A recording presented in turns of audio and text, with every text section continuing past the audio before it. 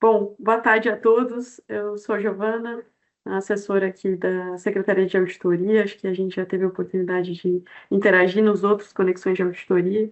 Começamos agora a terceira edição do evento. Eu queria registrar aqui que as edições anteriores foram super profícuas. Acho que a gente teve debates e compartilhamento de informações muito ricas com os outros tribunais. No primeiro, tratando do projeto de agente de auditoria, em que o TRE do Amapá, de Goiás e do Acre apresentaram a gente a auditoria e compartilharam essa experiência riquíssima que está sendo desenvolvida em parceria com os tribunais e nos proporcionou, além de conhecer a tecnologia em si, que é muito interessante, foi uma oportunidade também de conhecer esse trabalho conjunto que vem sendo realizado e que pode inspirar outras parcerias no futuro, né? Que é muito mais rico quando a gente pode trabalhar em conjunto e gerar novos aprendizados.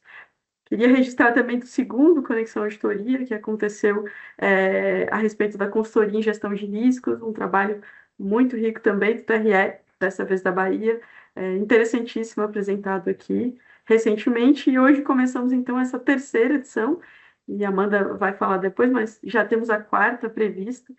Queria agradecer a presença de todos, e hoje falaremos então sobre planejamento estratégico e gestão da qualidade, o Maurício do Tribunal de Justiça do Paraná. E sem mais aqui do que tratar, eu passo então a palavra para que para que sigamos com o nosso evento. Boa tarde a todos e a todas. Obrigada, Giovana. Eu só vou passar uns recados antes da gente passar a palavra para o Maurício.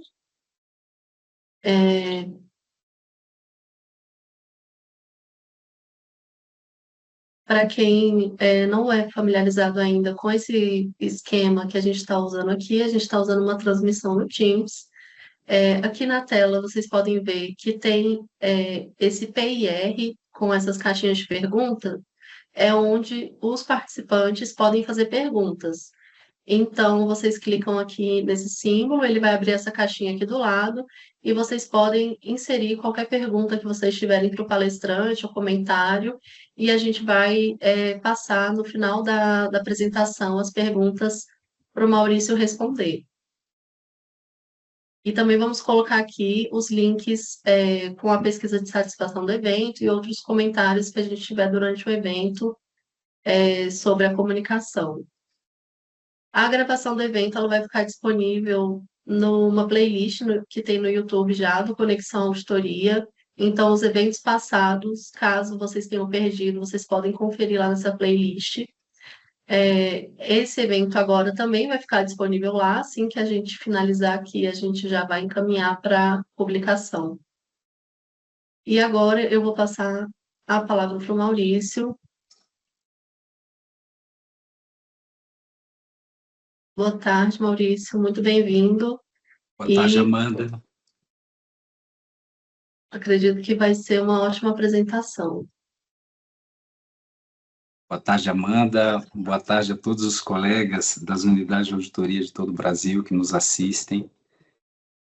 É sempre uma grande honra para nós, assim, ter a oportunidade de falar para o CIAUD, falar para as unidades de auditoria, falar para esses tantos colegas dedicados que nós temos a oportunidade de encontrar, seja nas atividades virtuais, seja nos encontros presenciais, nos fóruns permanentes de auditoria, enfim. Para nós é uma alegria imensa, uma honra imensa poder compartilhar um pouquinho daquilo que nós fazemos no Paraná, e nesse momento especialmente em relação à estratégia e à qualidade da auditoria interna. Podemos começar, Amanda? Pode sim. Compartilhar o Pode material? compartilhar.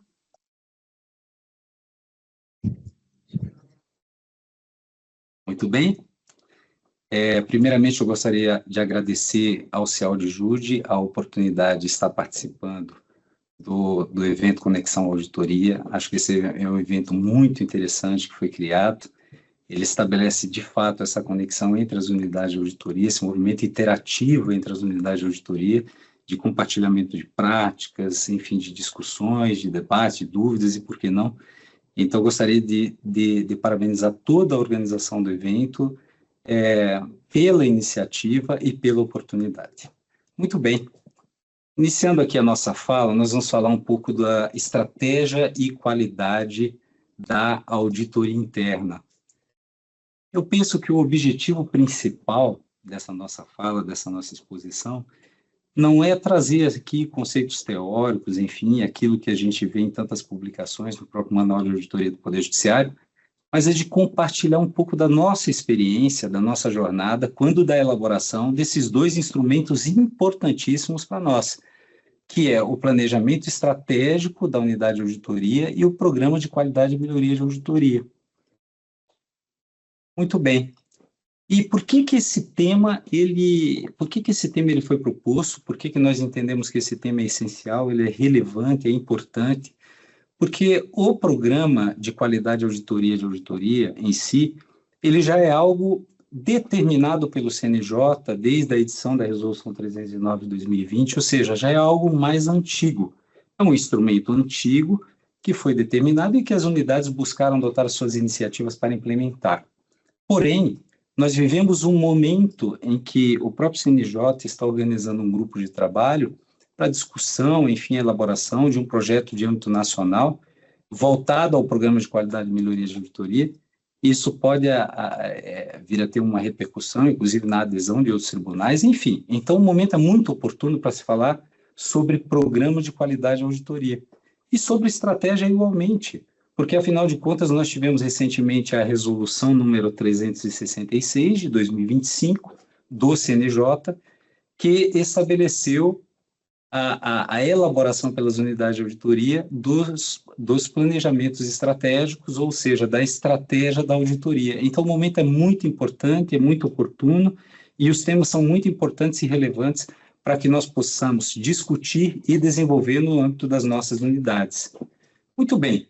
Além dessas normas cogentes que determinam, que trazem uma obrigatoriedade muito grande para que as unidades elaborem esses instrumentos, aqui no âmbito do Tribunal de Justiça do Paraná, nós também tivemos outras situações que provocaram uma dinâmica de elaboração desses planos. Então, no âmbito da estratégia, nós, desde alguns anos atrás, nós estamos num movimento para tentar implementar o modelo de capacidade de auditoria interna IACM, e um dos KPIs do IACM nível 2, que é o nível infraestrutura, é exatamente o KPA 2.6, que trata da estratégia da unidade de auditoria interna, que eles chamam, enfim, de plano de negócio, plano diretor, enfim, mas é a estratégia da unidade de auditoria interna. Então, além da norma do CNJ, que foi editada esse ano, anteriormente a isso, a gente já vinha num movimento de trabalhar a estratégia por causa do modelo de capacidade de auditoria interna do o IACM. E no âmbito do programa de qualidade, por outro viés, né, a mesma disposição da resolução do CNJ, ou disposições semelhantes, foram reproduzidos no nosso Estatuto de Auditoria. Então, além da força cogente do CNJ, nós ainda temos a força cogente interna aqui do Tribunal de Justiça. Então, são outros dois aspectos que impulsionaram a elaboração desses instrumentos. Muito bem. E é incontestável os benefícios que esses instrumentos eles podem trazer para as unidades de auditoria. Não só para as unidades de auditoria, mas se nós formos adotar de maneira geral, as organizações em si, que possuem suas estratégias bem estruturadas, elas têm uma possibilidade de alcançar os objetivos com muito mais facilidade, né? E programas de qualidade e auditoria, ela nada mais é do que outro instrumento para potencializar a nossa função auditoria. Então, eu trago aqui, a título de exemplo, alguns benefícios.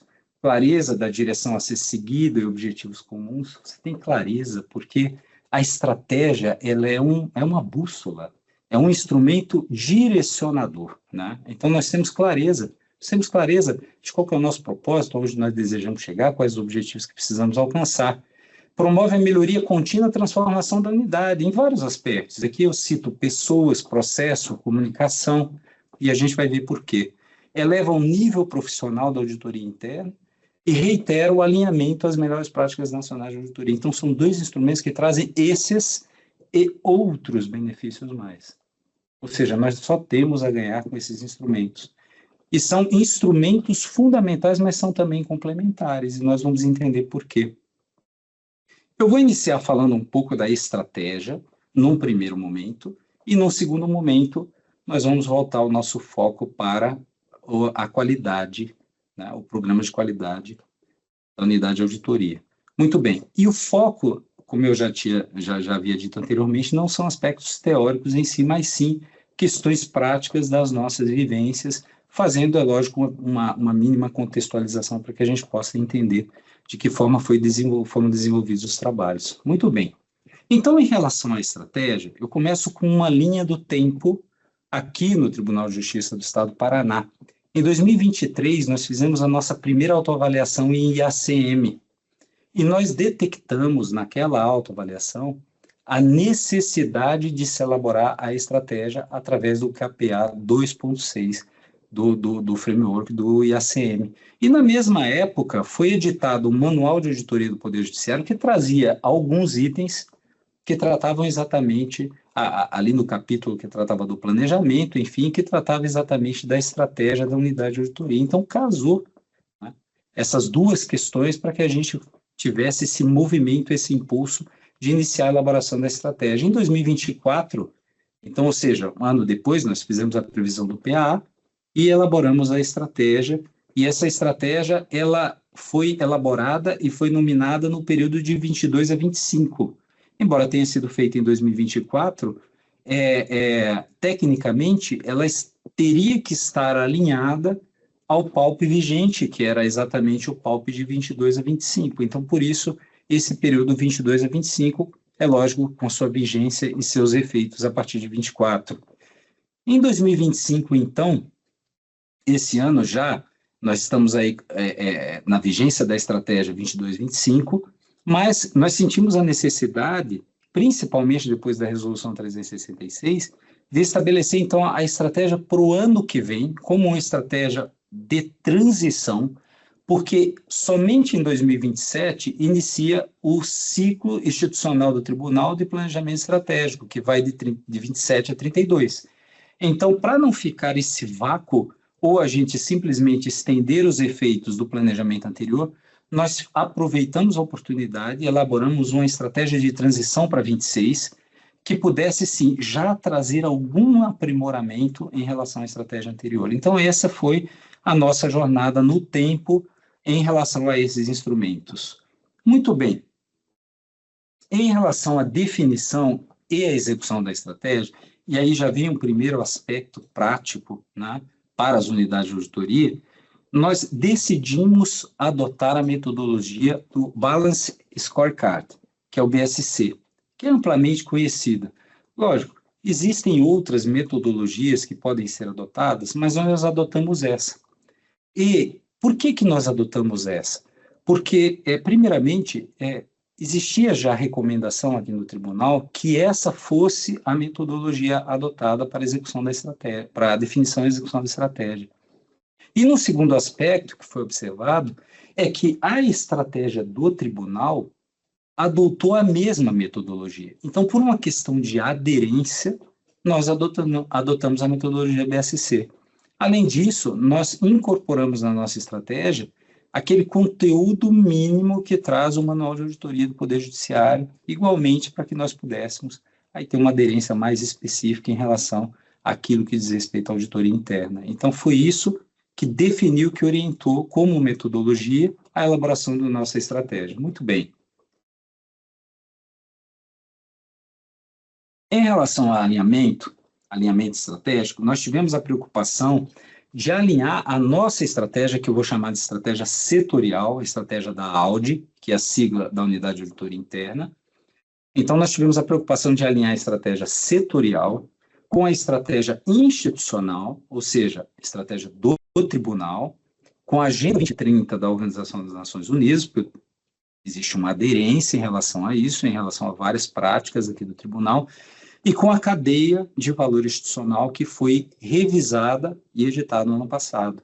Então, existiu esse alinhamento com esses três instrumentos, além de outros, mas esses três foram espinha dorsal em termos de alinhamento. E eu trago aqui o item 9.2 das normas globais, do Instituto dos Auditores Internos, que a estratégia de auditoria deveria ser ajustada sempre que houver mudanças nos objetivos estratégicos da organização ou nas expectativas stakeholders, ou seja, As nossas normas globais, ela deixa clara a necessidade de alinhamento institucional, do alinhamento estratégia setorial com a estratégia institucional. E agora, a nossa própria Resolução 309 também traz essa necessidade de alinhamento. Então, esse é um ponto que deve ser observado pelas unidades de auditoria. Outro aspecto é que, para que você chegue a uma boa conclusão acerca da estratégia, um bom resultado, é importante que se percorram algumas etapas. E essas etapas eu trago aqui num ciclo 1, 2, 3, 4, 5, e vou chamar a atenção para alguns detalhes em relação a cada uma delas, depois nós teremos oportunidade de falar um pouco mais. Então, identidade estratégica, missão, visão, valores, e o manual ainda traz um negócio, tá? Então, são perguntas muito simples para se chegar a essas definições. Mas a identidade é algo muito forte na estratégia. Existem organizações em que nos setores, nos corredores, você encontra a identidade, a missão, a visão e os valores principalmente. Por quê? Porque essa identidade ela fala muito para nós, né? Da direção que nós devemos seguir. Então, por exemplo, quando eu falo em missão, a pergunta é por que aquela organização existe, por que aquela unidade existe? Então, a pergunta que tem que se fazer para a unidade de auditoria é por que a unidade de auditoria existe nesse tribunal? Essa é a pergunta que tem que ser feita. Quando nós falamos de visão, é o que pretendemos fazer. Ou seja, visão é como se eu estivesse no topo de uma elevação, pegasse um binóculo e aonde eu desejo chegar. Tá? Aonde eu pretendo chegar. Essa é a visão. Valores. Né? O que nos orienta, o que orienta as nossas ações? Quais são os valores, os princípios que orientam as ações dos auditores internos? Essas são as perguntas que nós devemos fazer. O negócio, o que de fato nós fazemos dentro da nossa competência. Então, isso é muito importante. Nas organizações, esse quadrinho com a identidade institucional, às vezes está fixado. Para quê? Para que o servidor, ou o funcionário, o colaborador, ele esteja olhando para aquilo ali e lembrando todos os dias qual é o norte institucional. Tá? Então, essa é a importante identidade, a formulação da estratégia. Você vai fazer diagnóstico, construir cenários, criar objetivos, mapas, e depois a gente vai falar um pouco mais sobre isso. Sobre as iniciativas estratégicas, eu queria fazer um adendo. Né? Existem várias formas de você tratar isso no desenvolvimento da estratégia. Você, enquanto unidade de auditoria, você pode incluir essas iniciativas estratégicas no próprio planejamento estratégico da unidade. Mas você pode desdobrar essas iniciativas, e essa é uma opção, né? Eu entendo que seja uma opção, e desdobrar essas iniciativas para o seu plano tático operacional, que é o PAA, tá?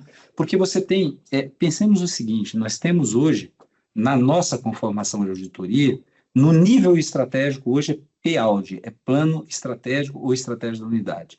No nível tático operacional é PAA, né? Não existe mais o PALP. Então você pode pegar essas iniciativas estratégicas e desdobrá-las no plano anual de auditoria, assim eu entendo.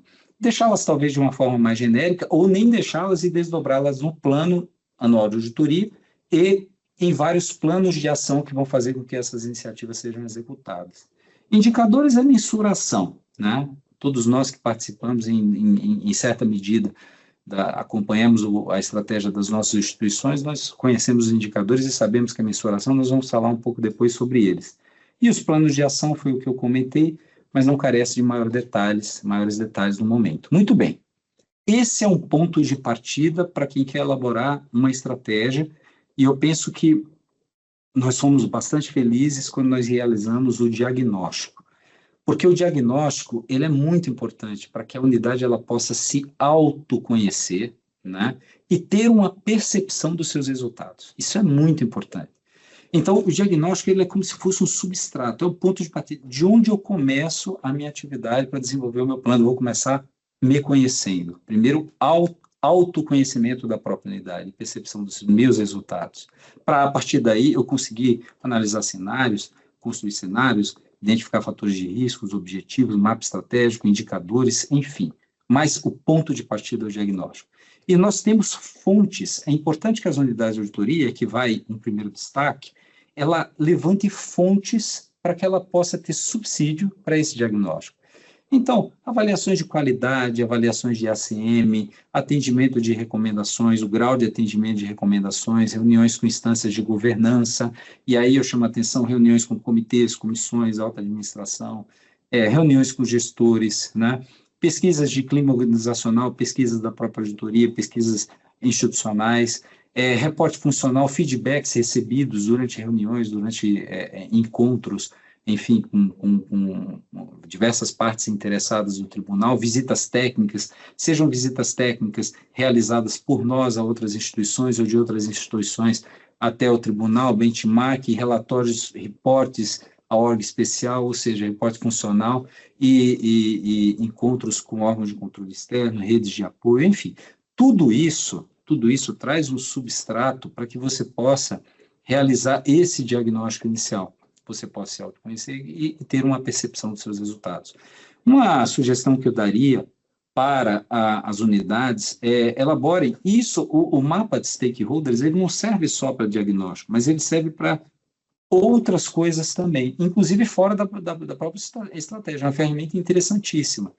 Então, o mapa de stakeholders nada mais é do que círculos concêntricos em que no centro está a auditoria. E a partir desses círculos concêntricos, quanto mais próximo, maior é a relação direta da auditoria.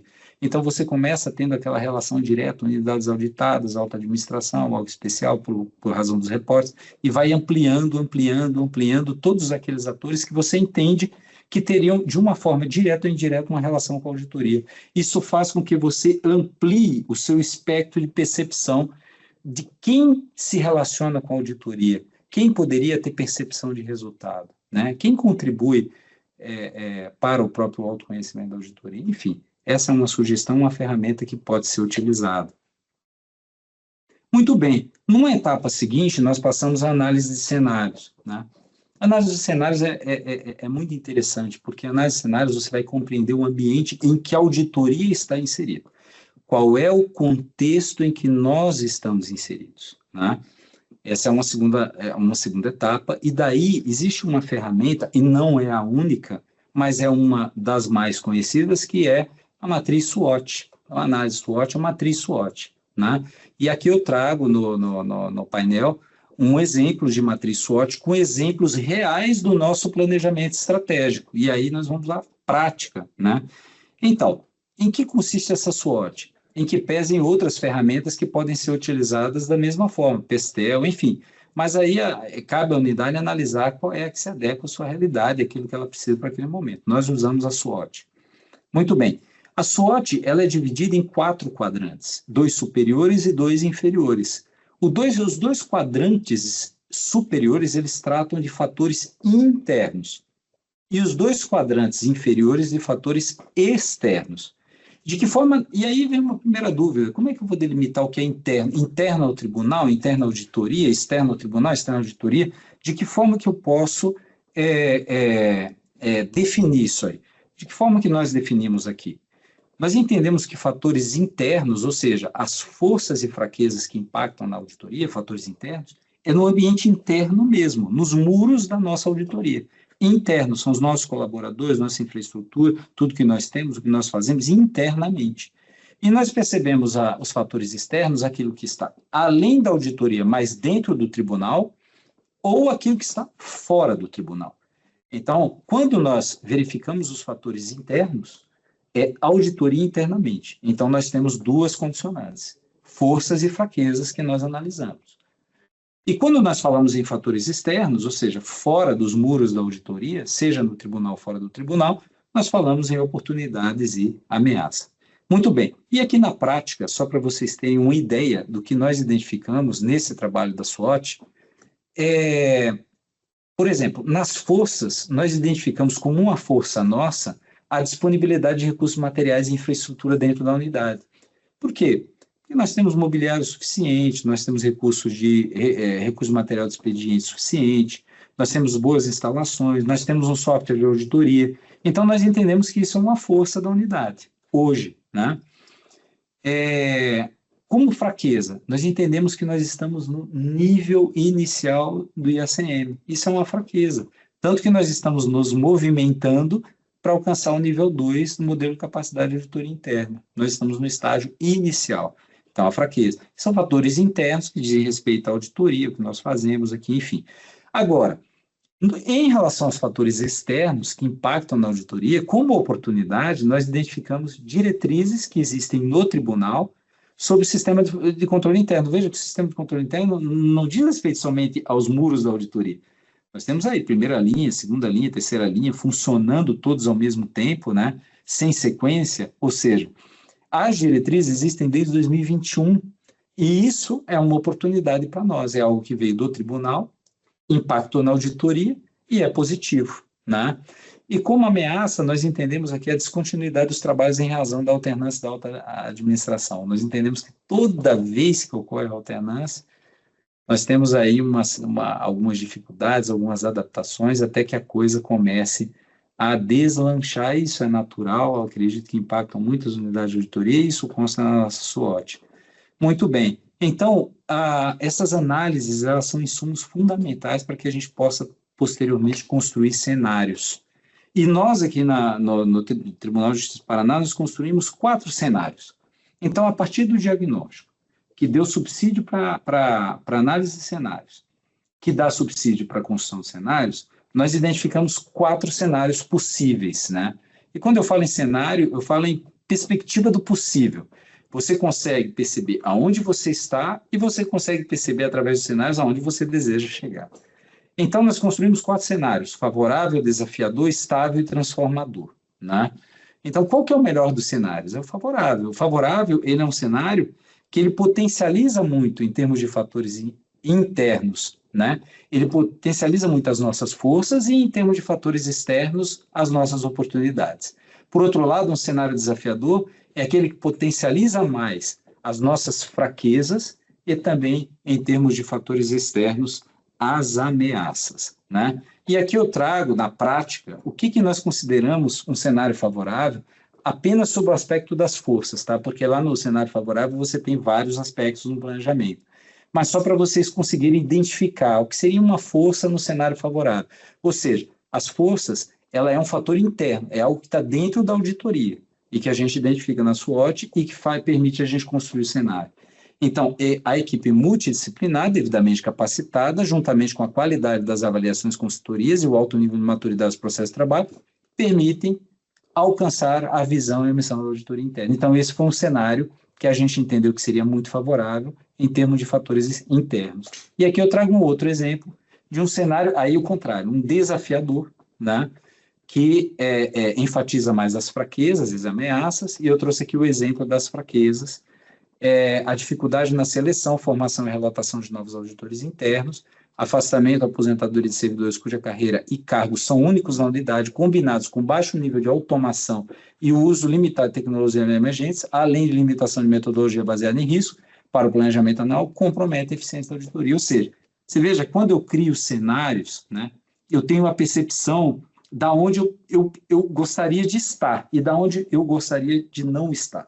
Ou seja, se eu olho para o cenário desafiador e eu vejo que a minha unidade está ali, eu tenho que fazer alguma coisa para eu mudar esse cenário, para que eu avance, eu aprimore a unidade de auditoria e saia, por exemplo, de um desafiador e vá para um cenário favorável, né? Muito bem. E aí nós chegamos, depois de fazer essas análises preliminares, nós começamos a construir um mapa estratégico. Então, um mapa estratégico nada mais é do que uma representação gráfica em que você tem clareza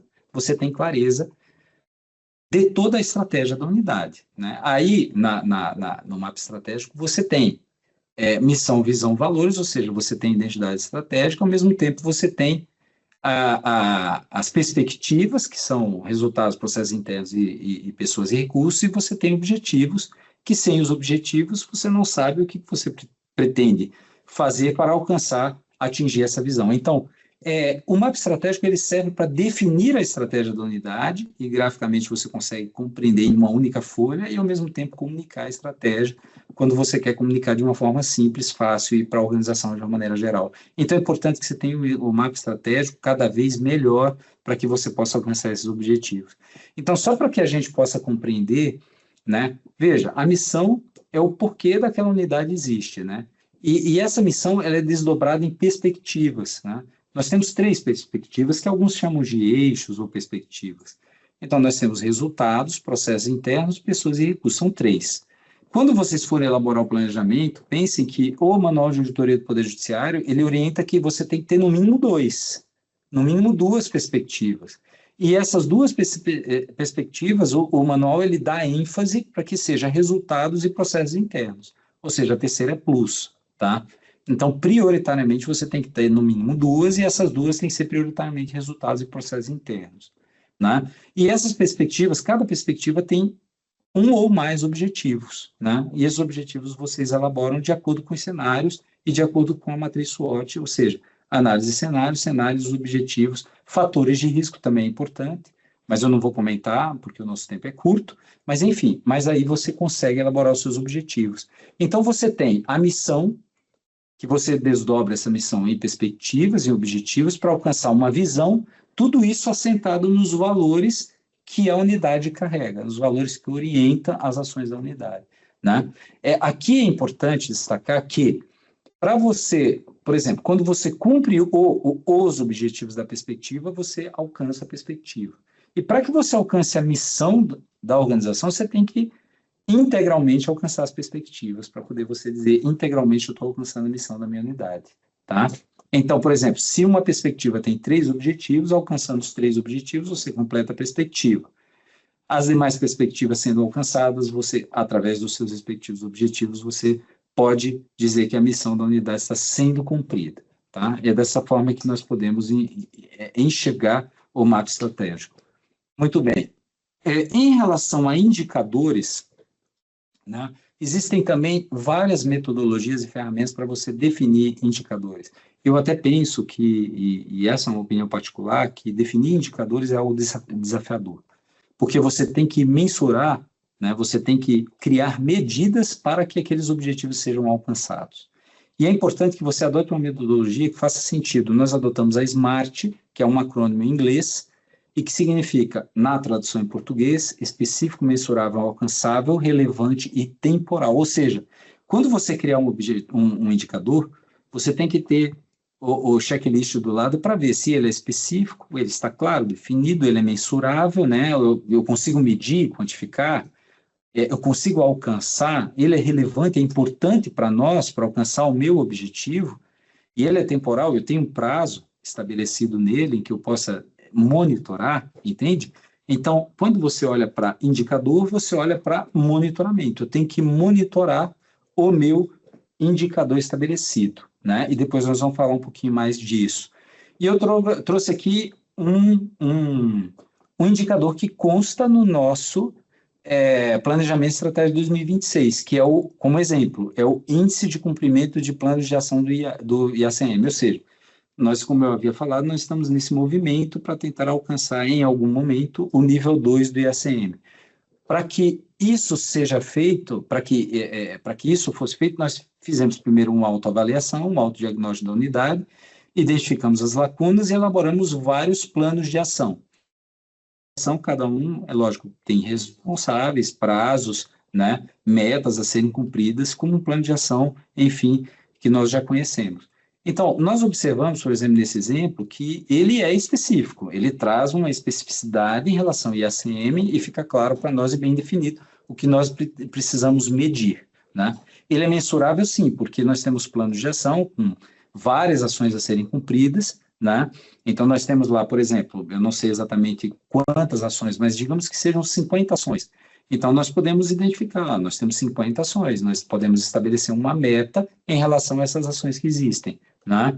É alcançável? É alcançável porque nós estamos nesse movimento de tentar elaborar os produtos através das ações para tentar alcançar a meta estabelecida, que é o nível 2. É relevante? Muito relevante, porque nós entendemos que o IACM é um framework, é um modelo que permite um incremento e um aprimoramento muito forte da unidade de auditoria interna. E ele é temporal, sim, porque as metas são estabelecidas anualmente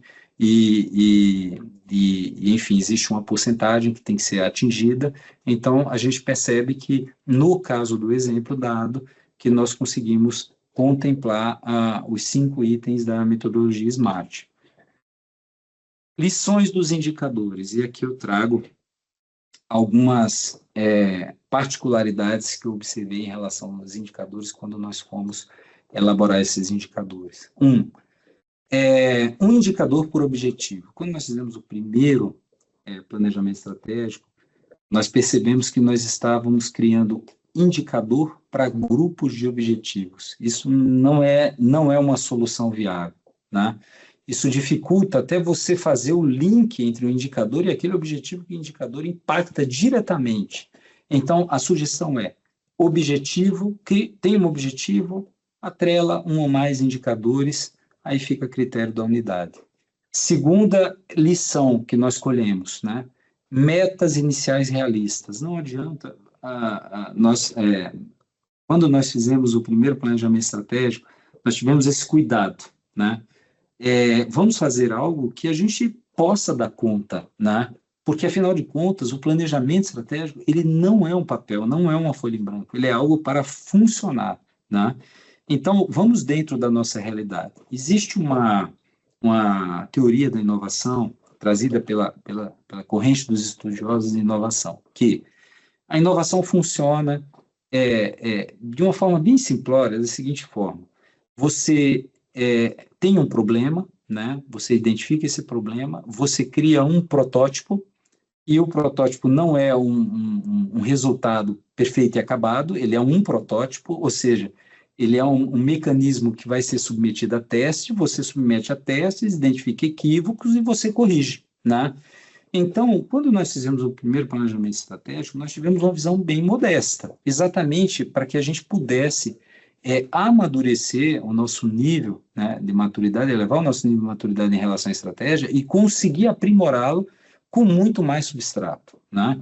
Então, por isso, metas iniciais realistas. E uma terceira lição seria métodos de monitoramento. Lógico, quando você estabelece indicadores, os nossos indicadores são todos com metas anuais, tá? Então, ao final de cada exercício, nós vamos averiguar os resultados e fazer o reporte dos indicadores. Muito bem.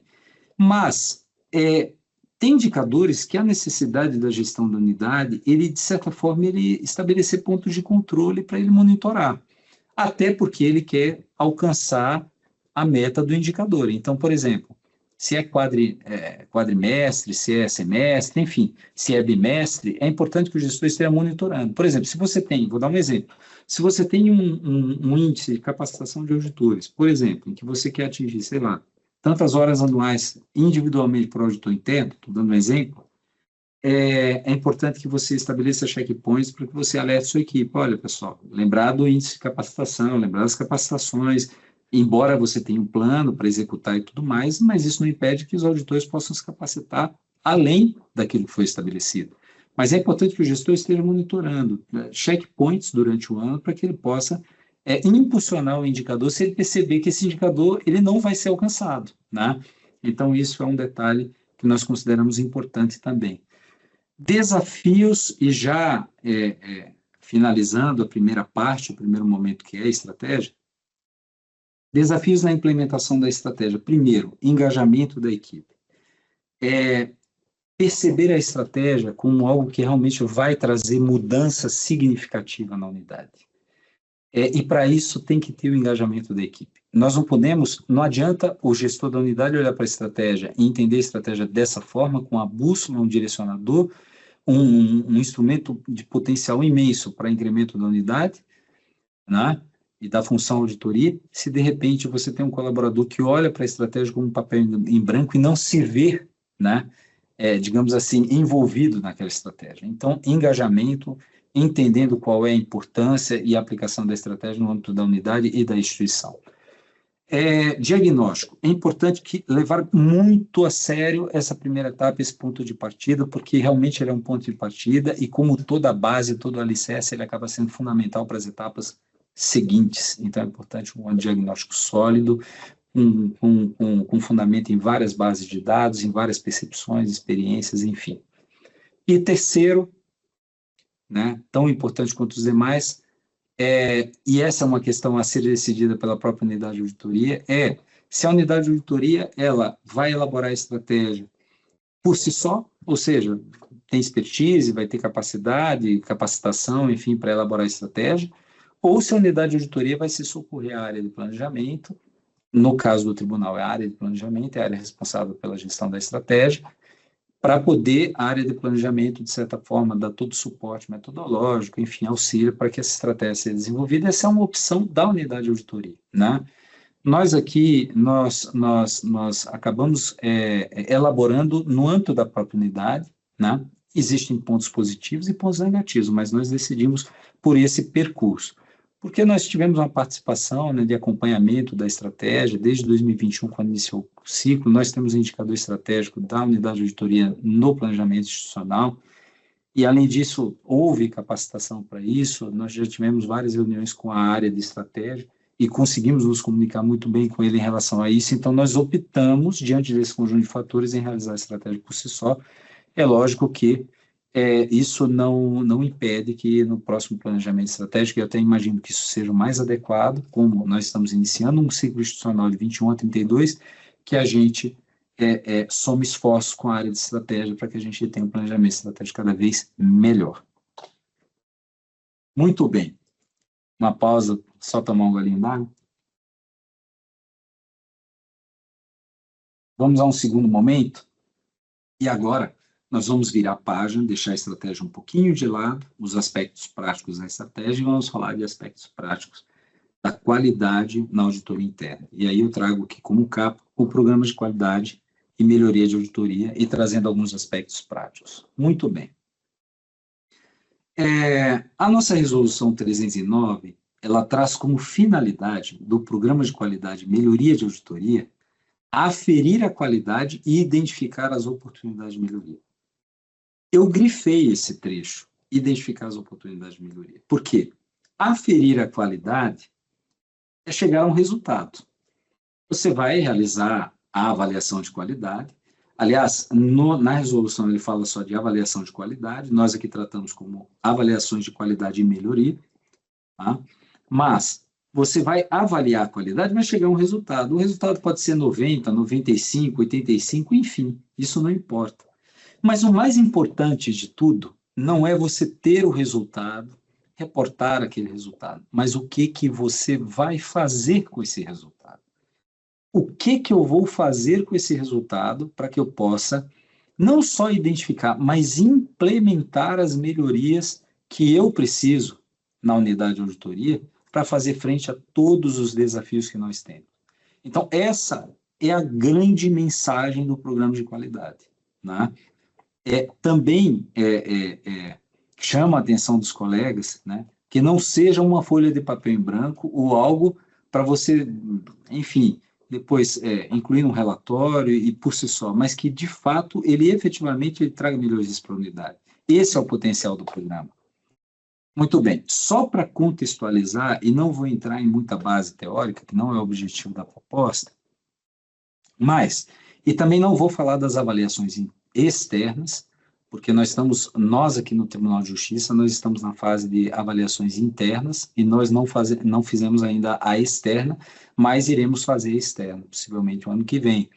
Mas, enfim, em relação às avaliações internas, nós temos dois tipos de avaliações.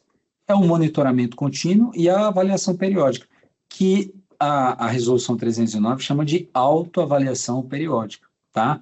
Então, são duas concepções absolutamente diferentes. Quando você fala em monitoramento contínuo, você fala numa avaliação de qualidade voltada à atividade que está sendo realizada. Auditoria, consultoria. Ao final da auditoria, eu faço a avaliação, que é o monitoramento contínuo. Por isso que ele chama monitoramento contínuo. Terminou a atividade, realiza a avaliação de qualidade. Terminou a consultoria, realiza a avaliação de qualidade. Então, por isso, monitoramento contínuo, que é logo após. A avaliação periódica já é uma avaliação mais abrangente, ela é uma avaliação global, né? Ela é uma avaliação que ela já vem no viés de infraestrutura, de apoio às atividades de auditoria, da atividade de supervisão, da gestão da unidade, enfim, ela já é uma atividade mais global. Aqui no Paraná, ao final de cada atividade, nós fazemos um monitoramento contínuo. E ao final de cada biênio, ou seja, de cada gestão, nós aplicamos a avaliação periódica. né? Nós vamos ver depois, nós fizemos já 2 ciclos de avaliação, ou seja, nós fizemos 2 avaliações periódicas em 2 gestões diferentes, né? Então, é assim que nós fazemos aqui no Paraná, mas esse é um modelo, enfim, de que forma que as unidades elas irão aplicar a avaliação periódica, é algo a se amadurecer, mas nós adotamos essa premissa aqui de, ao final de cada biênio, aplicar a avaliação periódica. Muito bem, qual foi a nossa jornada de qualidade aqui no tribunal? Em 2021, nós editamos a primeira versão do Programa de Qualidade, Programa de Qualidade e Melhoria de Auditoria, PQAud TJPR, né? Então, foi em 21. Em 21 e 22, nós chamamos de ciclo de avaliação, tá? Esse ciclo de avaliação, ele compreende todas as avaliações na modalidade monitoramento contínuo que foram realizadas durante esse período e avaliação periódica. Então, esse pacote, por exemplo, se nós fizermos 10 auditorias e consultorias durante os 2 anos, por exemplo, 10 avaliações de monitoramento contínuo, mais avaliação periódica, isso que nós chamamos de ciclo. Então, nós tivemos um primeiro ciclo de avaliação em 21 e 22. Quando foi em 21 e 22 que nós fechamos o ciclo, né? Quando nós fechamos o ciclo, nós chegamos à conclusão, olha que interessante, que haveria necessidade de revisar o programa de qualidade. O programa de qualidade, ele estava razoável, precisava de muitas melhorias, para poder fazer mais sentido e conseguir maior impacto. E daí nós revisamos, fizemos uma proposta de revisão que foi aprovada em 24, né? E nós consideramos todas as avaliações de 23 e 24 durante o biênio. Nós fizemos uma suspensão de algumas avaliações por algum tempo, para poder adotar os critérios do novo programa de qualidade, e daí nós aplicamos já em 23 e 24 todas as avaliações no formato do novo programa. Então, nós rodamos 2 ciclos de avaliações, 21 e 22, 23 e 24, e tivemos a oportunidade de lançar um programa e revisar esse mesmo programa. Muito bem. Em que consiste o ciclo de qualidade, o que nós chamamos de ciclo de qualidade, né? O que consiste? Consiste em você ter um programa, você tem um programa que expede diretrizes. Então, esse programa está ali expedindo diretrizes, orientações para que oriente toda a metodologia, todo o desenvolvimento das avaliações. E aí, o ciclo envolve as avaliações em monitoramento contínuo, as avaliações periódicas, os reportes específicos, porque o que acontece?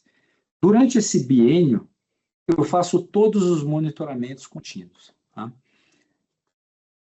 Ao fazer o monitoramento contínuo, esse monitoramento contínuo gera um resultado. Esse resultado eu reporto especificamente para a administração. Então, eu vou reportando resultados parciais a cada avaliação concluída, eu faço um reporte, digamos assim, parcial desses resultados, tá?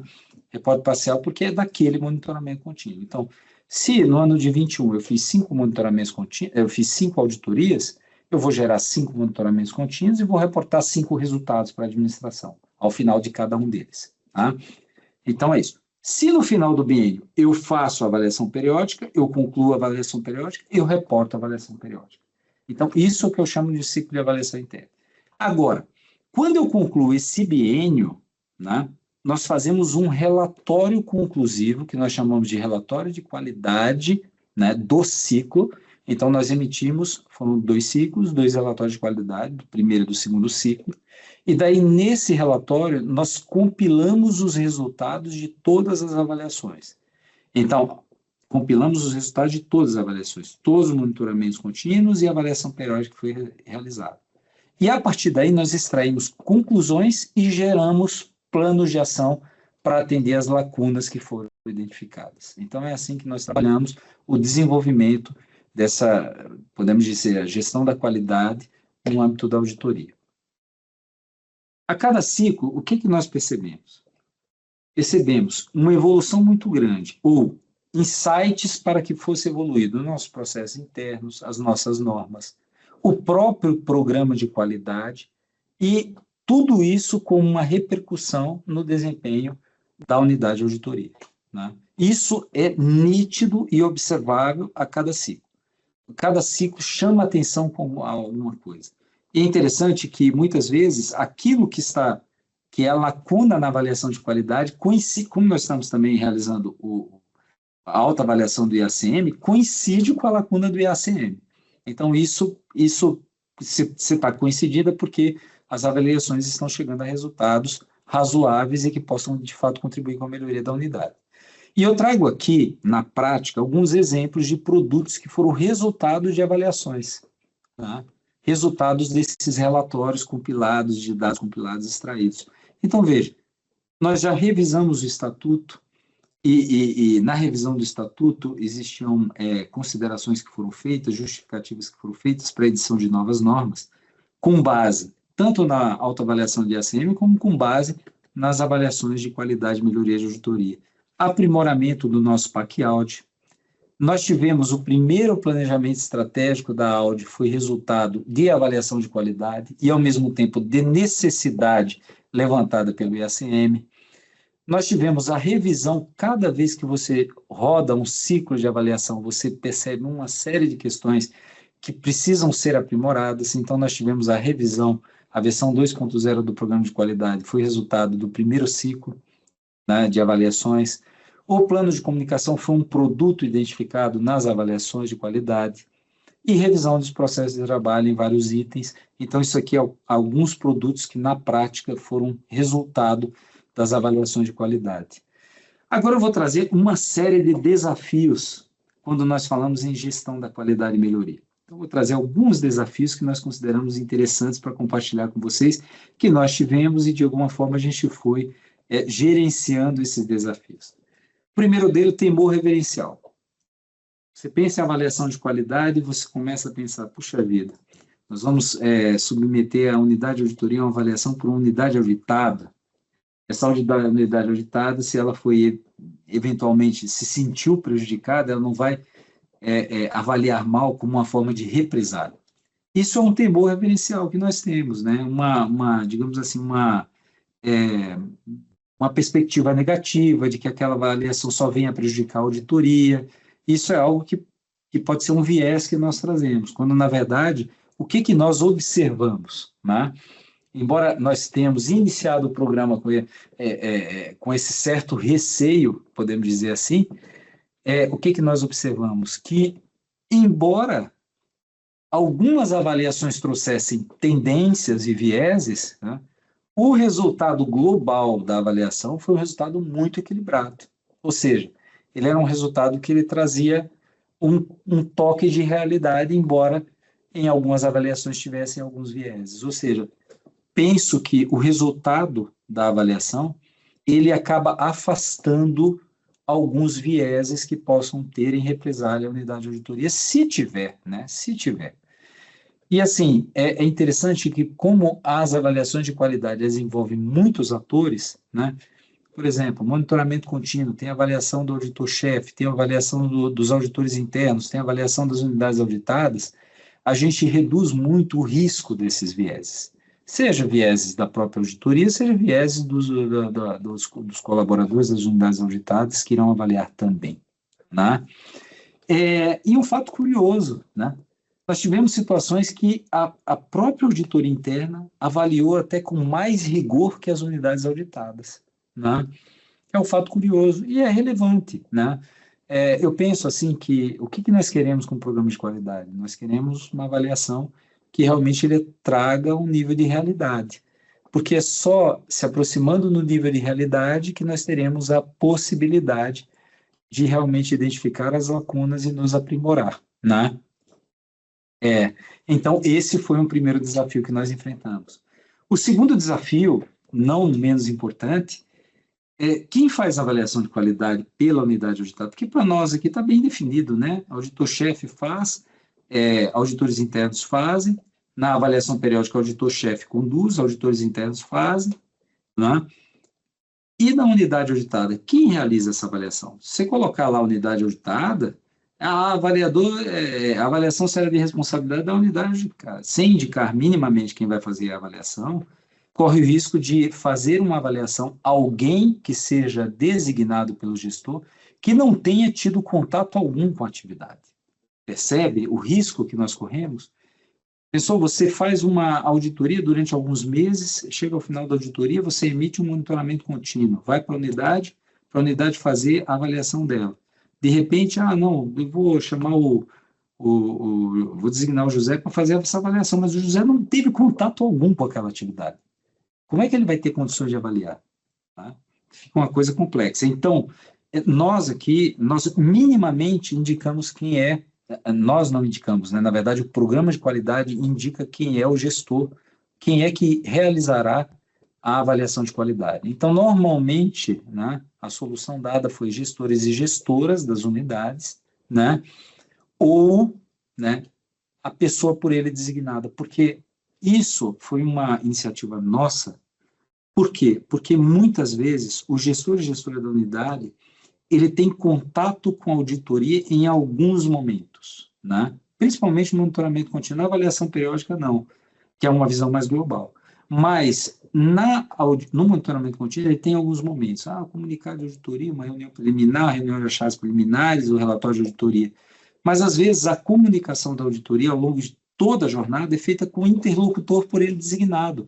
Então, às vezes, o interlocutor ele é até mais indicado do que o próprio gestor da unidade. Então, por isso a gente tem essa observação. O gestor da unidade, ou quem indicar, né? Então, existe essa observação. E, em relação ao gestor da unidade, a gente ainda indica os níveis de gestores que poderiam fazer a avaliação. Então, essa foi uma sugestão que nós fizemos no primeiro programa e que se manteve no segundo programa, né? E uma outra situação é na hipótese de relotação do gestor, né? Então, muitas vezes o gestor acompanhou, mas foi relotado o gestor na hora do monitoramento contínuo. E daí quem vai fazer, né? E daí, nesse caso, o programa permite que a auditoria faça a indicação, indique alguém sugestivamente, né? Nós não vamos impor que seja alguém que faça, mas nós podemos indicar, né, como proposta, porque pensando no envolvimento que aquele servidor teve com a atividade e que, com isso, ele tem clareza em melhores condições de realizar aquela avaliação de qualidade. Então, isso é algo muito importante e foi um incremento da versão 2 do programa. O valor a ser alcançado, isso nós temos que ter em mente, é a precisão do feedback recebido, porque é necessário que busque a realidade. Sem realidade, não tem lacuna a ser identificada, não tem incremento, a gente fica num mundo de faz de conta. Desafio 3, definição das questões de avaliação. Muita atenção em relação às questões. Inclusive, nós já estamos prevendo uma revisão 3, uma versão 3 do programa, e nessa revisão 3 nós vamos nos debruçar nas questões dos formulários de avaliação, para afastar todos os vieses, enfim, e ter cada vez mais uma avaliação mais realista. Tá? Por quê? Essa atenção quanto às questões? Para evitar tendências indutivas. Ou seja, você tem uma questão que você induz o avaliador a dar uma nota máxima, né? Então, isso para nós não interessa, interessa que ele realmente faça a avaliação. Induzir a dar uma nota máxima é um mundo de faz de conta, não vai trazer a realidade que nós desejamos, né? Então, eu trouxe aqui um exemplo, né? Um exemplo. A unidade de auditoria, por exemplo, digamos que isso aqui seja uma questão de uma avaliação de monitoramento contínuo, digamos. A unidade de auditoria colocou-se à disposição da equipe de trabalho, a unidade auditada colocou-se à disposição da equipe de trabalho quando solicitados documentos e informações necessárias à execução da atividade. Esse é um item. Ele vai avaliar, sim, não, 0 a 10, enfim, né? Agora, se essa pergunta está no questionário da unidade auditada, ele vai agregar nota máxima nisso. Ele vai dar nota máxima. Ele nunca vai dizer que ele não se colocou à disposição, né, quando foram solicitados documentos para a unidade auditada. Entende? Então, é tendência indutiva de uma avaliação de nota máxima que venha no resultado total, por vezes, a beneficiar a própria unidade de auditoria. Então, é algo que a gente tem que prestar atenção. Disponibilizar a opção não se aplica. Porque o que a gente percebeu nas primeiras avaliações, né, no primeiro programa, no primeiro ciclo, que muita gente, muitos servidores, muitos avaliadores, quando tinham dúvidas, né, na dúvida erro para mais. Então, eu coloco lá a nota máxima, na dúvida eu coloco sim, quando a avaliação é sim ou não, entende? Então, assim, é importante que tenha o não se aplica ou não observado, algo que ele não conseguiu identificar. Ele, digamos que aquela questão ali, por algum motivo, ele não tem condições de avaliar porque ele não tem informação nenhuma sobre aquilo. Então, é importante o não se aplica, não observado, enfim, alguma coisa nesse sentido. E critérios de valoração das questões. Veja, o que traz uma precisão maior das avaliações? É um sim ou não 0 a 10. Né? Nós entendemos aqui no Paraná que seria o 0 a 10. Tanto que no primeiro programa de qualidade era sim ou não. Então, para cada questão, você respondia sim ou não, sim ou não, sim ou não. Aí, na dúvida, não vou prejudicar, sim. Né? E daí a gente falou, né, pode ter algum viés na dúvida, como não tinha o não observado e era sim ou não, de a gente ter um benefício muito grande nessa avaliação. Não, vamos trazer mais para a realidade. Então, qual foi o trazer mais para a realidade? Foi afastar essa valoração de sim ou não e trazer a valoração de 0 a 10 para cada questão. Essa questão do não observado não consta do nosso programa de qualidade, mas é um ponto que nós vamos melhorar na versão 3. Veja como é importante rodar as avaliações, né? Muito bem. Quarto desafio de qualidade. Prazos. Programa de qualidade tem que ter prazo. Não adianta. Senão fica a bel prazer do avaliador. Ele faz a avaliação quando ele quer, você fecha o ciclo, você quer fazer o relatório compilado, não consegue fazer o relatório, está faltando avaliação, então tem que ter prazo. Né? Então, por exemplo, aqui é um exemplo que, inclusive, consta no nosso programa de qualidade. Ao final de cada monitoramento contínuo, prazo de 5 dias úteis após o encerramento da auditoria para a gente enviar o questionário. Né? Até 5 dias úteis. Então, terminou a auditoria, nós consideramos, finalizou a auditoria, em até 5 dias úteis, nós enviamos o questionário de avaliação para a unidade. Né? A resposta, né, a partir do momento do recebimento, 10 dias para responder o questionário. É mais que suficiente, porque o questionário é bem objetivo. Né? E depois nós consolidamos todos esses resultados e fazemos as comunicações necessárias. Desafio 5, ausência de avaliação. E se o avaliador resolver não avaliar, né? Não responde, fica por isso mesmo, é interessante que em cada programa de qualidade tenha uma especificação. O que fazer se naquele prazo não, né, o avaliador simplesmente, sem justificativa alguma, se ausentar de enviar uma avaliação. É excepcional? Muito excepcional. Né? É difícil de acontecer, mas pode acontecer. Então, o combinado não sai caro, né? Então é importante que esteja também no programa. Sexto desafio, como é que você vai considerar aquilo que você vai tratar e aquilo que você não vai tratar? Aquilo que é lacuna e aquilo que não é lacuna. O que eu vou criar plano de ação e o que eu não vou criar plano de ação. Nós estabelecemos o seguinte sarrafo. Observe. A nossa escala de avaliação de qualidade do serviço de avaliação e consultoria, ela tem 5 níveis. Então, tem o nível introdutório, mais baixo, emergente, estabilizado, progressivo e avançado. Tá? E cada nível desse tem um limite de pontuação. Né? E nós estabelecemos, por isso que eu circulei com vermelho, que todas as avaliações em que a pontuação ficar no nível introdutório, emergente, estabilizado, obrigatoriamente nós vamos ter que analisar aquela questão e nós vamos avaliar planos de ação para aquilo ali. Tá? Por que não nível progressivo e avançado? Nós estabelecemos essa nota de corte. Foi uma proposta nossa. Nós entendemos que nível progressivo já tem uma certa maturidade, avançado então nem se fala. E outra, o nível progressivo é acima de 80 pontos, ou seja, você tem que estar com uma nota no 81 em diante para poder você estar no nível progressivo. Se você tiver uma nota 80, você está no corte, vai para o tratamento, gera plano de ação, vai ser avaliado e pode gerar plano de ação. Entende? Então, a gente considera que é um sarrafo elevado. É lógico que com o nível de maturidade de auditoria sendo ampliado, nós podemos ampliar essa nota de corte até o progressivo, para que a gente busque avaliações em nível avançado. Mas isso vai da maturidade, da ideia, dos estudos e das discussões de cada unidade de auditoria. Esse foi o modelo que nós adotamos aqui. Então, eu trago aqui um exemplo para deixar a coisa bem prática e exemplificada. Nós tivemos, digamos aqui, é um exemplo, tá? Item 352 da avaliação periódica de 2024. Por exemplo, digamos que o item seja o seguinte: a auditoria interna trabalha em estreita colaboração com a alta administração para entender as diretrizes estratégicas atuais e futuras da organização. Digamos que esse item alcançasse 6,8, nota 6,8 nas avaliações. E ele foi enquadrado no nível estabilizado, ou seja, está abaixo da nota de corte.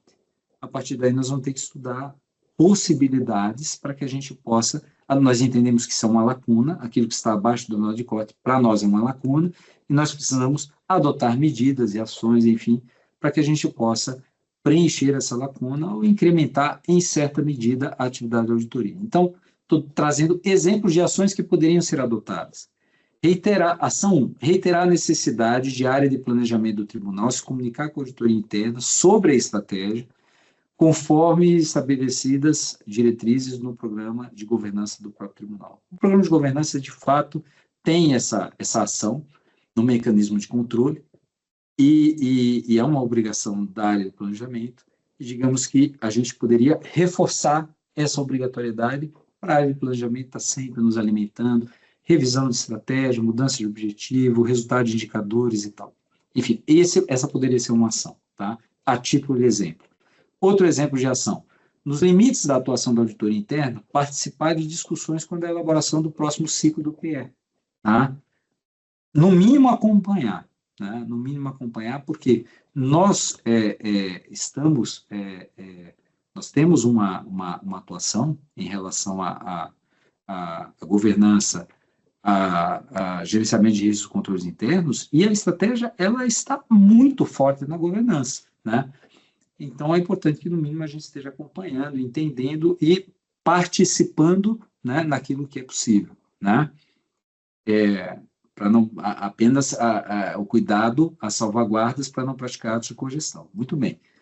Ação número 3, estabelecer agendas periódicas físicas de reporte com a alta administração. Ou seja, às vezes a agenda fica, marca a agenda é marcada, desmarcada e tal, estabelecer, de repente, se for possível, se o contexto permitir, agendas fixas para que a gente possa estar interagindo muito com a alta administração. Uma quarta ação, coletar informações com a alta administração por ocasião da elaboração do próprio planejamento estratégico, na fase de diagnóstico, e do PAA, quando da elaboração do PAA. Muito bem. Alguns exemplos aqui de como você tem uma questão, como você enquadra essa questão, como você trata ela e como você gera planos de ação ou ações que possam incrementar a atividade de auditoria. Muito bem. Aqui eu trouxe um exemplo de um dos relatórios nossos. Esse exemplo é real, né, de algo que foi tratado, e eu já estou nos minutos finais, viu, Amanda? Que eu sei que o tempo já está aí no limite, mas é um exemplo extraído do nosso relatório, do primeiro ciclo. Na época, a nossa sigla era DAUD, que era departamento, mas vocês considerem unidade de auditoria interna, que é a nossa nomenclatura atual. Então, por exemplo, o item 431, né, que era o item, a questão do item era: o DAUD determina quais operações de auditoria precisam ser medidas, e nós identificamos isso como uma lacuna, né? Então, o que nós fizemos como ação para suprir essa lacuna? Isso aqui é plano de ação. Elaborar o plano de negócio, diretor estratégico da unidade de auditoria. Na época não existia, né? O plano de negócio estratégico, enfim, na época não existia. Então, o que nós fizemos? Né? Quem que é a equipe responsável? A equipe de elaboração do plano estratégico, que já está previsto como atividade número 14 do PA 2024, para ser executado quando? Em 2024. Em 2024, nós tivemos aí o nosso plano, nosso primeiro plano estratégico. Então, isso é o resultado de um plano de ação gerado de avaliação de qualidade, de uma lacuna identificada e que tem nos ajudado bastante. Comunicação dos resultados, né? Então, nós temos, como eu havia falado, ao final de cada monitoramento contínuo, nós temos o reporte à alta administração. Ao final da avaliação periódica, nós temos o reporte à alta administração.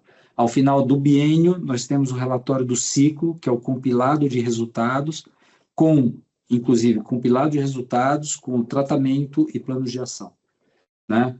E, além disso, nós também reportamos resultados globais ao órgão especial por ocasião do relatório anual da auditoria interna, reporte funcional. Muito bem. Já finalizando e concluindo a minha exposição, é importante a gente saber qual que é a relação existente entre a estratégia e o programa de qualidade. Existe relação entre esses dois instrumentos?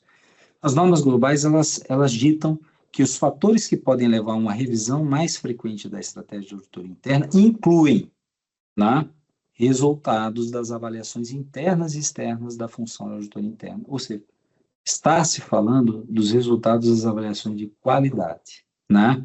Ou seja, o que a gente percebe é que as avaliações de qualidade, elas alimentam a estratégia, alimentam possíveis revisões da estratégia, alimentam a percepção de diagnósticos que vão fundamentar a estratégia, a definição de cenários, a definição de objetivos, né?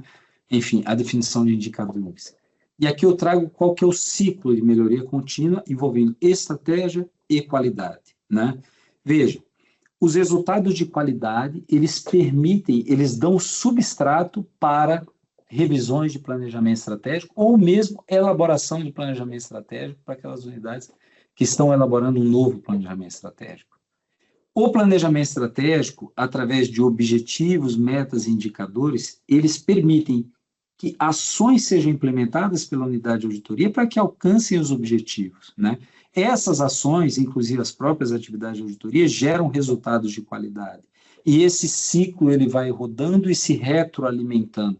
Então, existe uma relação muito próxima entre a qualidade e a estratégia, né?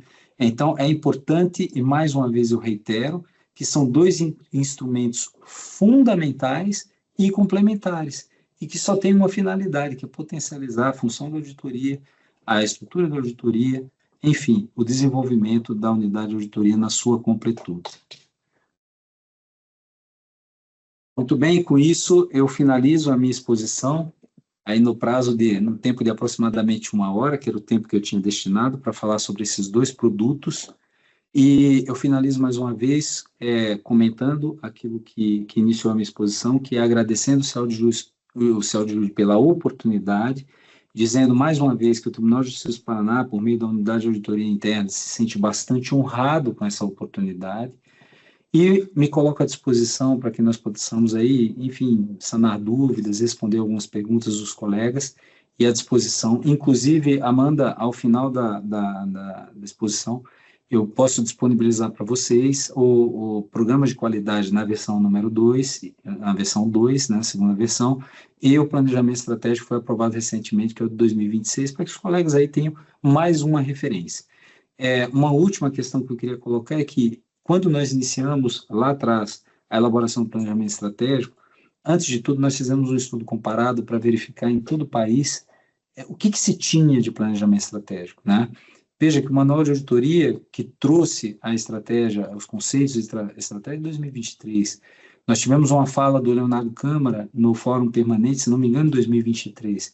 Então, nós estávamos ainda tateando bastante. Hoje, nós já temos aí uma série de referências que podem ser utilizadas, que podem dar suporte para todos os colegas elaborarem suas estratégias. Sem falar na disposição das unidades, inclusive do Tribunal de Justiça, em conversar com as unidades, para aprofundar um pouco mais, sanar algumas dúvidas, e isso eu me coloco à disposição com toda a minha equipe. Então, deixo a todos aí a minha gratidão pela exposição e fico à disposição agora para as perguntas.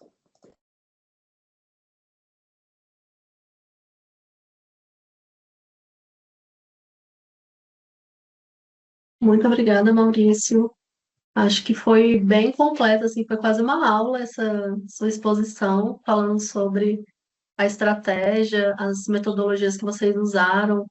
Eu acredito que vai auxiliar muito, assim, os colegas que estão pensando agora em fazer a estratégia das auditorias internas dos tribunais deles, né? É um ponto de começo, assim, para a gente saber por onde seguir. E o programa de qualidade também, apesar de já ter um tempo a mais que a estratégia aí na resolução, ainda é um tema que também sempre gera dúvidas, né? E está sempre precisando ser rediscutido e conversado. E eu acho que a sua apresentação foi muito produtiva, assim, muito elucidativa. E é como você falou, é um ciclo constante de qualidade, né? Então, nunca acaba esse trabalho. A gente está fazendo a estratégia, a gente faz o programa alimenta a estratégia e a gente refaz a estratégia que aí a gente vê que precisa refazer o programa e vai nesse ciclo constante, né? E considerando assim nesse esse ciclo, uma pergunta que me surgiu aqui. O que você recomendaria assim para uma unidade que ainda não tem nem a estratégia, nem o programa de qualidade? Começar por onde? Pela estratégia, pelo programa de qualidade? Olha, considerando a aderência, né? Considerando o nível de aderência às normas do CNJ, eu vejo que com a estratégia ela vai substituir o PALP, né? O PALP é um instrumento obrigatório a cada 4 anos, enfim, e a estratégia veio e afastou o PALP. Eu penso que, em que pese não haver o programa de qualidade, eu penso que a estratégia seria prioritária. Porque, assim, pense que o programa de qualidade, as avaliações de qualidade, elas alimentam a estratégia, mas não é o único instrumento que alimenta a estratégia. Nós temos uma multiplicidade de percepções na fase de diagnóstico, de análise de cenários, que permitem com que você analise todos aqueles contextos, crie cenários, crie objetivos e tal, e consiga concluir sua estratégia. Então, o programa de qualidade de auditoria é um dos instrumentos que alimenta a estratégia. Mas a estratégia, ela é fundamental para a unidade de auditoria, porque ela é instrumento direcionador, é instrumento de governança na veia, né? É instrumento que vai dar base para orientação de planos táticos / operacionais, que são os nossos PAs. Então, eu penso assim, eu estou com um esforço reduzido, eu vou fazer qualidade ou estratégia? Prioritariamente a estratégia, né? Lógico que agora nós temos um fôlego, né? Porque com a timeline que foi disponibilizada e a interpretação que está sendo dada, os próximos ciclos de estratégia iniciam em 2027. Então, a unidade tem agora 25, tem 26 e tem 27 para apresentar o seu plano estratégico, né? Então, tem um fôlego aí para ela trabalhar bem essa estratégia que será apresentada. Podendo, o que aconteceu com algumas unidades, não, vou estender a vigência do meu PALP, que era até 25, e durante esse período eu vou trabalhando para criar minha estratégia para o próximo ciclo. Ótimo, é uma alternativa, né? Agora, se tiver durante esse período o fôlego para também criar o programa de qualidade, ótimo, excelente. Mas se não tiver, porque as realidades são muito distintas, então, na minha opinião, preferencialmente a estratégia. É muito bom. E aí, no tribunal de vocês, você comentou que vocês começaram pelo programa de qualidade, né? Veio primeiro e depois que veio a estratégia. Você usou assim os insumos do programa de qualidade para a definição de algum objetivo estratégico diretamente, assim, ou vocês consideraram mais de forma geral também os resultados? Bem, de fato, nós iniciamos com programas de qualidade, porque lá na 309, lá quando ela foi editada, já se falava em programa de qualidade. E daí o que aconteceu aqui no tribunal? Nós elaboramos o estatuto com fundamento na 309 e o estatuto reiterou o programa de qualidade. Então, tanto o estatuto, quanto o código de ética, quanto o programa de qualidade, eram 3 instrumentos que vieram lá atrás com a 309 em 2020, né? O estatuto, se não me engano, a mudança de controle interno para auditoria, se não me engano, tinha um prazo fixado nas transitórias. O estatuto, o código de ética também tinha um prazo estabelecido, e o programa de qualidade, se não me engano, veio sem prazo. Mas eram os 3 instrumentos que o CNJ estava direcionando para as unidades. Então, por isso e na época nós tínhamos o PALP, né? Então, para nós, inclusive, se você pegar, nós temos uma publicação, se não me engano, do TCU, é uma publicação mais antiga, né, da década passada, mas o TCU, ele trazia que as unidades de auditoria, elas tinham 3 planejamentos. Isso foi reproduzido no nosso manual. Planejamento que era mais de longo prazo, um planejamento tático operacional e o planejamento das atividades, né? E o manual de auditoria reproduz isso aí. O planejamento de longo prazo era o PALP, o planejamento tático operacional, PA, e o das atividades é aquele planejamento, a fase de planejamento de cada auditoria, né? Muito bem. Então, lá atrás, as publicações de TCU já traziam essa ideia, né? Desses três planejamentos. Então, não havia na época que nós elaboramos a qualidade, a necessidade de um planejamento estratégico, porque o nosso plano de longo prazo orientador, em tese, era o PALP. Quando veio o IACM e trouxe à tona a lacuna da estratégia, né? E quando veio o manual e trouxe itens dentro do planejamento de longo prazo que diziam respeito à estratégia, aí surgiu aquela discussão no âmbito das unidades de auditoria. É obrigatória a estratégia dentro do PALP, fora do PALP? Será que só o PALP sem estratégia já seria suficiente? Aí começou essa discussão. A par dessa discussão, o que nós fizemos? Não, nós vamos fazer estratégia de qualquer jeito. É lacuna de ACM, já foi apontada no programa de qualidade, né? E vamos fazer estratégia de qualquer forma. E daí nós elaboramos a estratégia e desvinculamos do PALP. E nós acabamos sendo felizes. Por quê? Porque agora, como não existe PALP, né, nós pegamos aquela estratégia com o instrumento desvinculado e aprimoramos para fazer a 26. Né?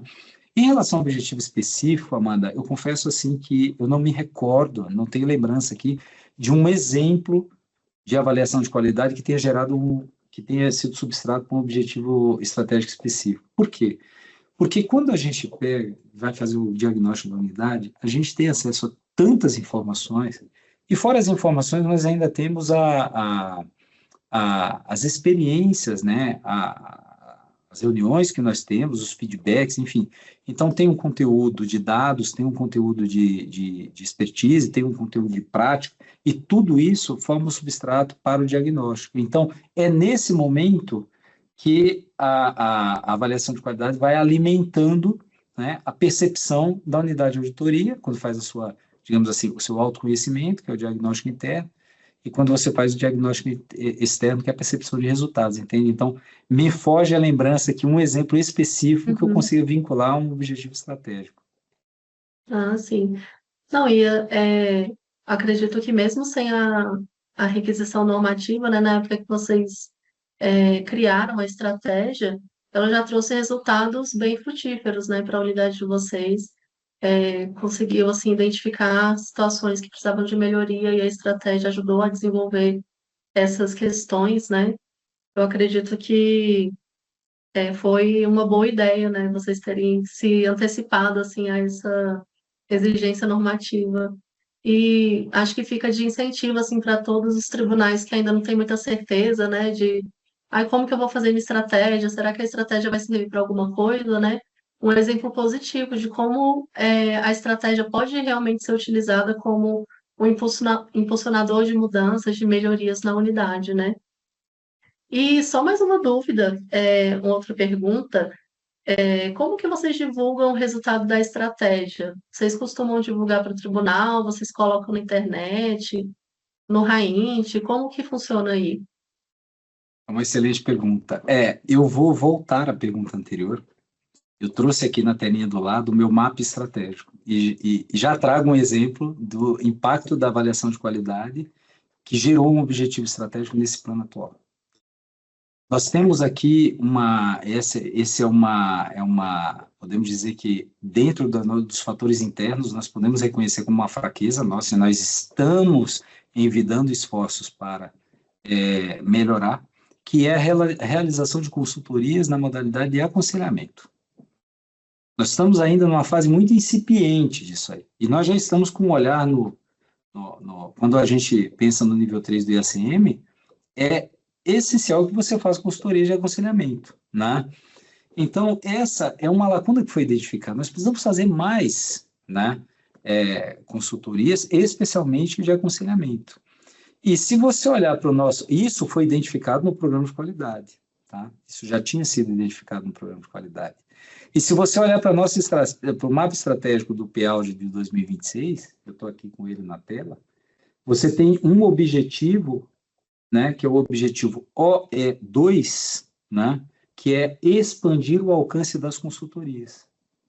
Percebe? Né? Expandir o alcance das consultorias. E daí tem a definição específica desse objetivo e tal, tal, tal. Por quê? Porque isso é algo que a gente realmente reconhece.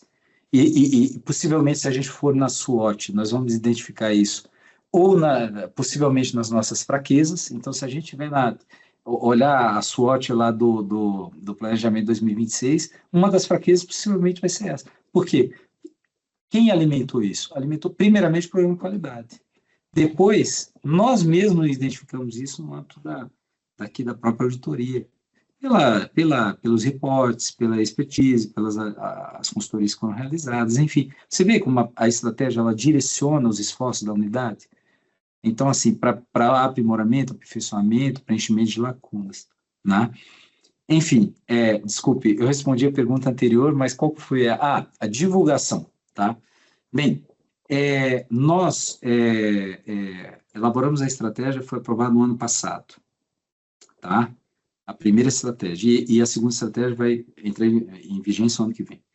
Então, o que acontece? Nós estamos, esse ano, alimentando os indicadores. Então, esse ano, os indicadores estão amarrados para 2025. Ao final de 2025, nós teremos o resultado desses indicadores. De que forma que nós vamos divulgar? Primeiro que nós criamos painéis de BI com todos os indicadores, né? Painéis de BI para que, inclusive, nós vamos estudar, inclusive, a possibilidade de disponibilizar esses painéis de BI na página da auditoria. Então, indicadores estratégicos em painéis de BI com transparência divulgada na página. Outra forma de dar transparência e prestar contas, né, fazer o reporte desses indicadores no relatório anual de auditoria interna por ocasião do reporte funcional, né, e até mesmo fazer o reporte administrativo dos indicadores, né. Então, a ideia, por isso que lá atrás eu falo, e agora eu reitero, que a ideia da estratégia é que a gente tenha um instrumento que converse com a gente e que a gente tenha oportunidade de realmente divulgar os seus resultados e buscar o aprimoramento da unidade, né? Então, para isso, a gente tem que, de fato, é importante que esses indicadores não estejam velados, eles sejam divulgados, que tenham bastante transparência, que sejam reportados e que a gente corra atrás dentro daquelas lacunas para melhorar aquilo que a gente precisa. Afinal de contas, né, a administração pública é dinâmica, né, está sempre evoluindo, como as grandes organizações, os nossos tribunais não é diferente de tudo isso. Muito legal. E acredito que os colegas que tiverem interesse em saber mais podem procurar o site de vocês, né, que deve ter informações lá. Podem entrar em contato com o Maurício também, eu mandar mensagem para o Cial de Jude. Eu agradeço em nome de toda a equipe do CNJ, Maurício, por você ter feito essa apresentação para a gente. Acho que foi excelente. É um tema muito caro, assim, a nossa unidade, e nós queremos auxiliar realmente que as auditorias consigam desenvolver suas estratégias da melhor maneira possível, né? Inclusive, um dos temas que a gente está planejando de promover capacitação no ano que vem é em relação à estratégia, para dar esse suporte da melhor maneira, né, às unidades. Então, já partindo aqui para o encerramento, eu vou dar uns últimos avisos. Relembrando que a gravação do evento vai estar disponível lá na playlist do YouTube.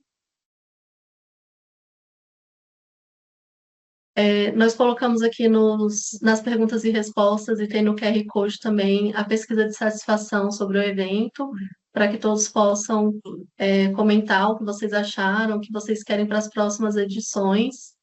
A gente já tem a nossa próxima edição marcada para o dia 30 de janeiro, que vai ser sobre o tema de gestão por competências na auditoria interna, com o TRT da Bahia. Então, já fica aqui o convite, depois a gente vai mandar os comunicados formalmente, mas convidar todos para continuarem participando. E também, caso vocês aí estejam desenvolvendo algum projeto ou tenham algum assunto interessante que vocês queiram trazer para ser apresentado no próximo ano, a gente tem um formulário aqui que pode ser preenchido e a nossa equipe vai entrar em contato com vocês para agendar uma data, né, para o próximo ano, para apresentação do Conexão Auditoria. A gente quer mesmo que vocês tragam a experiência de unidades diferentes, em temas diferentes que são afetos às atividades de auditoria interna, né? Então, fica o convite aí para quem quiser participar.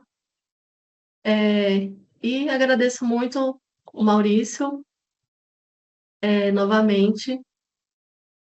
finalizando esse ano aqui de projeto, e ano que vem temos muito mais, contamos com a participação de todos. Muito obrigada. Agradeço também vocês, Amanda, mais uma vez. Não canso de parabenizar o CIALG pelas diversas iniciativas que têm acontecido, né, ao longo dos últimos anos, dos últimos meses, enfim, e me coloco inteiramente à disposição das unidades. Vou disponibilizar o PAU de 2026, que já está aprovado, é instrumento público. Vou disponibilizar o programa de auditoria na segunda versão também para as unidades, e me coloco à disposição daqueles que quiserem aprofundar um pouco mais, tirar algumas dúvidas, enfim. Nós estamos à inteira disposição das unidades do Brasil naquilo que for necessário. Obrigado. Obrigada, tchau a todos.